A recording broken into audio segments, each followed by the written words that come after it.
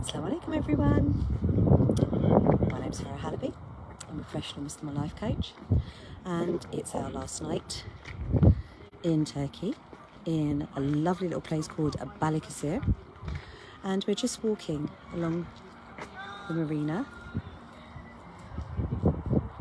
back to the hotel. And what's been really lovely is that the mountains and the forest, between the forest and the sea, I just heard a lovely little story. I guess it's the kind of Turkish equivalent of Romeo and Juliet, but it's a very sweet story about the people of the mountain and a young girl who fell in love with a boy from the town. And I don't want to spoil the story very well, but they both died. But subhanAllah, they tried to be together because they fell in love. But she was a strong mountain girl, and in order to win her hand in marriage, the elders of her tribe, if you like, suggested that if the young man could carry a 50-60 kilo load up the mountain without resting, that he could have her hand in marriage. And unfortunately he couldn't. And because he was so heartbroken that the elders in her family, or he hadn't been able to fulfill the challenge that they had set, he threw himself into the river. Young Hassan, bless him. So young Zakia, distraught and heartbroken, became mad, couldn't live without him, and threw herself in the river too.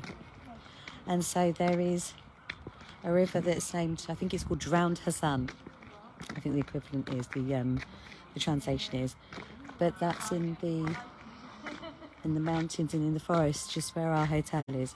And it was just as we're walking along the promenade, along the marina, our wonderful tour guide, subhanAllah, is telling me this story. And there is such a power in storytelling. And just as a little aside, we're in Turkey with a Turkish tour guide who doesn't speak English, who speaks French very well. And I speak very little French, and I'm translating for the group into English. But subhanAllah, there is something so amazing when you're trying to kind of translate, and so much does get lost in translation, even when you're speaking the same language. And it just got me to thinking the power of stories, the power of that ability to put forward a concept, a perspective, a narrative, and have the other person understand what it is that you're saying. And although we don't go around telling each other fables about Hassan and Zakia, who threw themselves off a waterfall because they were so madly in love, it doesn't really happen every day, does it? But if you think of the stories that we do tell each other during the day, the conversations that you have with your husband, with your kids, with your work colleagues, with your family, what you say, what they hear, and what's understood. SubhanAllah, so much does get lost in translation, because we have this idea that they get what we mean behind the words that we use. And so part of the work that these amazing women and I do together is becoming really clear and not leaving anything to, or not leaving things to expectation, just thinking, well, they should just know what I mean. They should just know. Or they shouldn't do that. Or they should do this. And when we have expectations, I'm not talking about standards, I'm talking about expectations, how we think other people should behave, how we think they should, what we think they should say, what we think they should do. And then when that gets married up against what is actually happening, what they are actually doing, what they are actually saying, the bit in between, that expectation reality, can be frustration anger, upset. You just don't get it. Why are you not? And there is this disbelief. So the power of storytelling, the power of communicating in itself is an art form.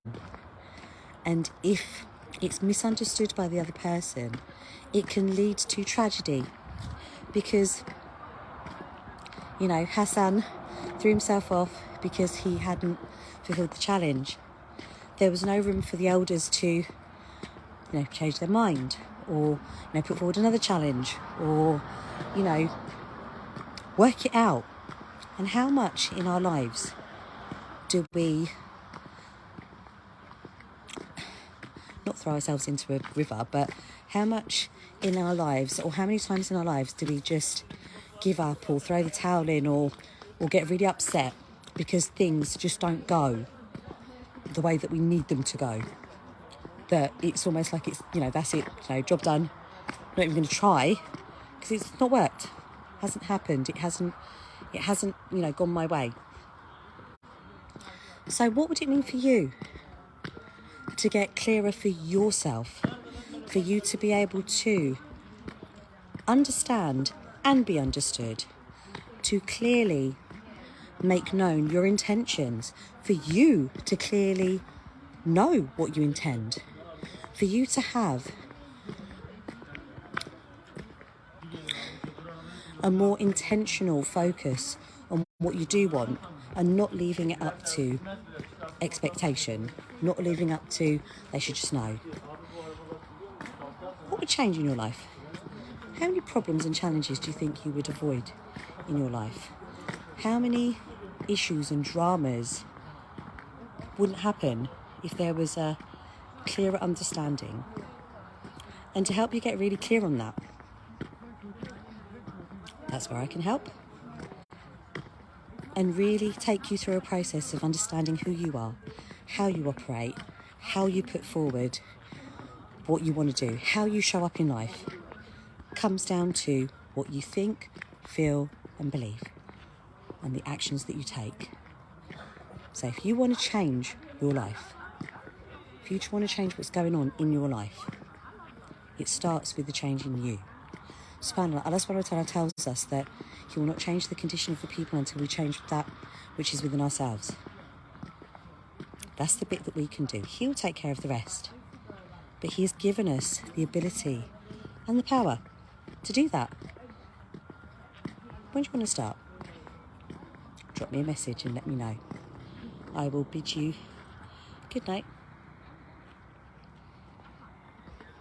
from this lovely place as we're walking along the seafront, along the marina, the forest of Hassan on my left, beautiful sea on my right, and in front of me some amazing women that have shared this journey. SubhanAllah, SubhanAllah, SubhanAllah.